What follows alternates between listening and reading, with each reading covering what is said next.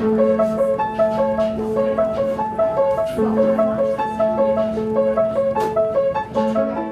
can take a journey back in time at the historic Lake Theater in Moose Lake. I'm a fourth generation doing it. I have a nephew that's working here, so he's fifth generation. It's one of the oldest continuously run movie theaters in Minnesota. And 5 minutes running. And the Lauer family has kept it alive since it started. A lot of people come and say, "Are you the owner?" And I say, "No, I'm not. It's the other way around. It owns me." They had dances in there. The Lauers opened their first theater in 1919, just after fire destroyed Moose Lake, and the family moved into their current space in 1937. Yeah, we've actually watched people grow up here. We've been in the business so long, you know, they start coming when they're a little child, and then after a while they get married, and then they have their own family, and then they start bringing their kids here. Movie theaters like this can mean a lot for small towns, giving the people here a sense of community and great entertainment for generations of families to enjoy. Attendance at the lake has dropped off over the decades, but it's been consistent for the last several years. And this is our digital projector. And the Lauers say competing with new technology is nothing new for them. The first thing that my grandfather took on was radio, believe it or not. The first thing they had was motion pictures, and when radio came along, that was a struggle. Then obviously black and white TV, and then TV and DVDs, VCRs, then you got satellite, and now you got Netflix. Even though a lot has changed in the last 82 years, the historic Movie Palace isn't much different at all. Prices stay low, and the community continues to support the local business that's become a landmark of their town. We still have the atmosphere. You can bring a date here, you know, you can bring your family out here. And sitting at home in your basement or whatever, you just don't have the same feeling, you know, and it's no fun bringing your date. And plus, we've got better popcorn. We got the best popcorn you can imagine. We take our popcorn serious. And in Michigan's Upper Peninsula, the marquee of a stunning theater beckons crowds to downtown Ironwood. The front doors from the street don't look all that grand. You come into the concourse entrance and it gets a little more grand, and then you walk into the theater and you're just completely overwhelmed.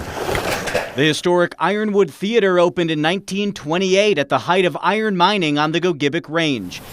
But as the city's population dwindled, the Vaudeville House and Movie Palace fell on hard times. It closed in the early 80s and was dark for a couple of years, and a group of people got together when word got out that there was talk of bulldozing it, knocking it down to make way for downtown parking. The city purchased the building, and it went through a major volunteer-driven renovation from the late 80s until the early 2000s. Without the Ironwood Theater, we would have a huge deficit of culture here in the community. Today, the theater brings all kinds of entertainment to the UP, like silent films accompanied by an original organ. And there's a gentleman from Iowa that drives up here from Iowa every time we do a silent movie, accompanied by a Barton organ. That's an experience that you don't get in too many places. National touring acts like Peter Yarrow and Charlie Behrens fill the Ironwood stage. The artist feeds off the audience feeds off the artist, and it just works out to be a great production. Plus, it gives local performers and students an experience like no other. I think oftentimes schools have taken drama and theater out of their schools, and so that is an important role that we play here at the theater. The theater is funded through ticket sales, grants, and fundraising events. It runs on a budget of about $200,000 per year, and it's constantly being improved. We are currently in the process of doing an $80,000 upgrade to our speaker system. We're continually upgrading our lights and other tech equipment, because not only do audiences expect that, but performers now, when they're travelling, come into a theatre and they expect you to have the latest and greatest. We've been pressured over the years. Staff say the Ironwood is supported mainly by volunteers who understand the theatre's value to Gogibic County. We've been here a little over 90 years now, and I have no doubt that another 90 years from now, it'll still be here. And in Ely, Minnesota, A 5-year project is almost complete, restoring another magical movie house to its former glory. It's a vibrant sign of being prosperous again. It's a vibrant symbol that Ely is a cool place where people want to spend time downtown. The 300-seat Art Deco State Theater was built in 1936 and showed films until it closed in 2007. I used to bring my family here, my kids, and eventually my grandkids. The last time I was here, my grandson was probably 4 or 5 years old. He's 18 now. Now, in an effort to restore activity in downtown Ely, the State is being reborn. It's brighter now. We were able to put some light fixtures in the ceiling so that the space could not only be a cinema, but be used for business conferences or presentations. Building owner Alley A Realty is also renovating the space next door, with plans to turn that into an additional smaller theater and concession area. A theater right in the middle of your town, it's something that no matter who you are, everybody is excited about this project coming to an end and being able to enjoy and use the building again. The $1.8 million project comes after 2 historic theaters recently reopened in Duluth.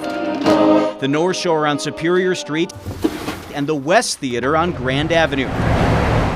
Government officials and business leaders are making major investments in these projects because they believe in the value of entertainment hubs, especially in small towns. And while they're here, they're not going to just run up and watch a film. They're probably going to have dinner, they're maybe going to shop in the shops, they may stay overnight in a hotel or at a resort or a campground. So yeah, I think it's going to be good for the community in general. The State Theater is expected to hold an open house on Thanksgiving and start showing movies and live performances in January. Even at night, just driving into town, you see the marquee lit up with the big State on top. It just is like coming home. You know, it's like you see your friend up at the top of the hill, so it's pretty exciting. As movie attendance continues to fall nationwide, these small town theaters in the Northland are hanging on. Some are even growing and thriving, working to bring the cinematic experience to another generation.